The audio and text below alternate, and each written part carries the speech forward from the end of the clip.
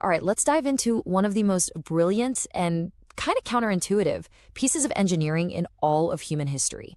We're going to unravel the igloo paradox. How in the world a house made of frozen water can actually keep you warm in one of the coldest places on Earth? I mean, it's a great question, right? It seems to defy all logic. You're literally surrounded by ice, but somehow you're warm. How is that even possible?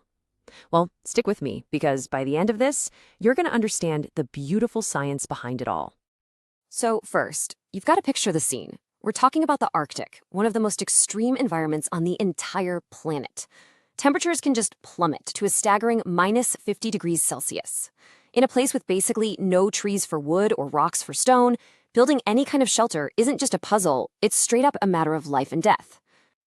And for thousands of years, the absolute masters of this environment, the Inuit people, have thrived here. They figured out this incredible solution using the only building material they had in abundance: snow. But here's the twist. To really understand how a house made of snow works, we need to take a little detour. The secret to the igloo's warmth isn't actually found in the Arctic snow, not at first. No, it's found in the freezing waters of the ocean. So let's talk about the sea otter. Believe it or not, this little guy holds the key to solving our entire paradox. It's basically a masterclass in how to stay warm. Just think about it for a second. Sea otters spend their whole lives in icy cold water. But unlike, say, a whale or a seal, they don't have a thick layer of blubber to keep them warm. So how do they do it? Well, the secret is all in their fur. An otter's fur is unbelievably dense. It's actually the densest of any animal on the planet. This thick coat is designed to do one thing perfectly: trap millions and millions of tiny pockets of air right up against the skin. And that layer of trapped air, it's one of the best thermal insulators you can find in nature. It creates a barrier that just stops the otter's body heat from leaking out into the freezing water. So, this is the big takeaway right here.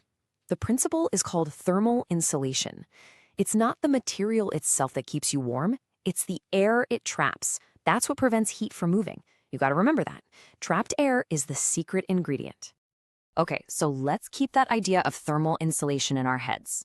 We're leaving the ocean now and heading back to the Arctic tundra. It's time to look at the actual building material for our igloo, the snow itself. Now, if you or I look at snow, we just see, well, snow. But the Inuit have this deep, incredibly sophisticated understanding of it. Their language has a huge vocabulary just for describing snow in all its different forms, because for them, it's a critical, life-saving resource. And this is where their expertise really shines. You don't just build an igloo by grabbing any old snow off the ground. No, it's a very precise engineering choice.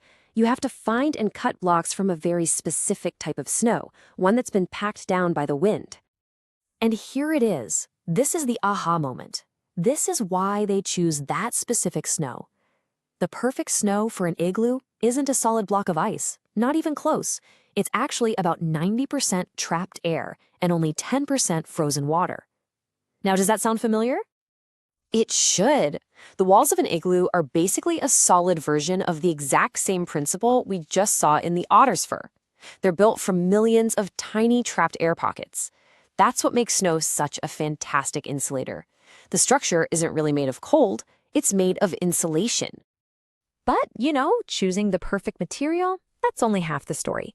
The real genius of the igloo is how it combines that material with an equally brilliant architectural design. The entire design is based on one of the most basic principles of physics, something we all know: hot air rises and cold air sinks. And the igloo is engineered to manage this natural flow of air perfectly. Okay, so let's look inside. The entrance is this low tunnel.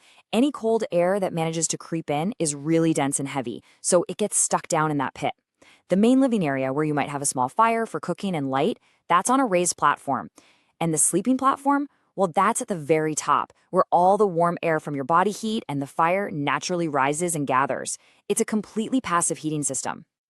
And this simple tiered design is so effective that the temperature difference between the freezing outside and that top sleeping platform can be a stunning 60 degrees Celsius or even more. That is just an incredible feat of thermal engineering. So when you put it all together, the perfect insulating material and a design that masterfully controls the flow of heat, What you get is one of the most effective shelters ever created by humans. And here's the final payoff. You can have a raging blizzard outside at minus 50 degrees, but inside that igloo, just from your own body heat and maybe a small oil lamp, the temperature on that upper level can be a totally comfortable 15 degrees Celsius. The paradox is officially solved. So the formula for warmth is actually pretty simple, but so profound. You've got the material, snow that's 90% air, giving you insulation. You've got the dome shape, which is incredibly strong against those fierce Arctic winds. And you've got the tiered interior, which passively and perfectly manages heat. It's a system where every single part works in perfect harmony. This is so much more than just a snow hut. It's the result of thousands of years of observation, of trial and error, of knowledge passed down through generations. It's a perfect adaptation to one of the world's harshest environments, built from the very thing that makes that environment so harsh in the first place.